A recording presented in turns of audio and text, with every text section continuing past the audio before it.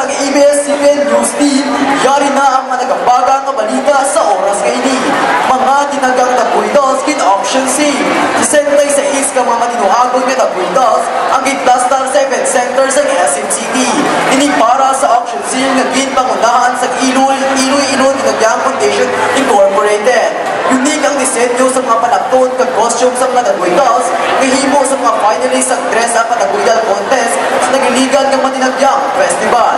500 pesos ang minimum bid para sa isa ka nagbuidal.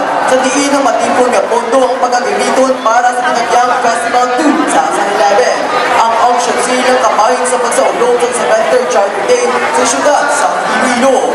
Para sa TV Patrol Iloilo, ako si Jay Ramit, patrol sa mga Itongo.